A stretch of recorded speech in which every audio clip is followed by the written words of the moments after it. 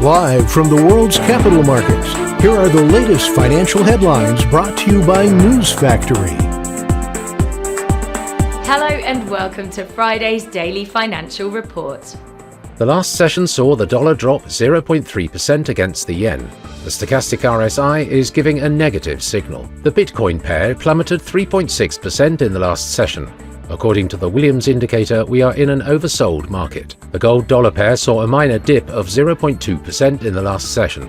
The ROC is giving a negative signal. The oil-dollar pair exploded 1% in the last session.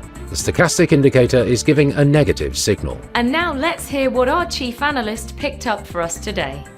Wall Street's steep fall following another batch of bumper US economic data showed that the relentless rise in borrowing costs is weighing more heavily on investors' psyche than the surprising strength of the US economy. Coinbase has won a crucial regulatory approval that will allow the platform to provide US-based investors access to the crypto derivatives market. The company's stock jumped 3% after the news. The dollar pushed the yen deeper into intervention territory as a resilient US economy underscored the need for higher for longer interest rates, while a strikingly ultra-dovish Bank of Japan struggled to defend its policy stance. Those were today's major economic events, and now moving on to world financial headlines.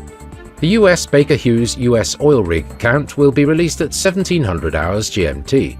The Eurozone's harmonized index of consumer prices at 0900 hours GMT. The Austrian HICP at 0700 hours GMT. Japan's CFTC JPY NC net positions will be released at 2030 GMT. The UK's retail sales at 0600 hours GMT. The UK's CFTC GBP NC net positions at 2030 GMT. We hope that you've enjoyed Friday's market outlook. On behalf of all of us here, we wish you a productive trading day.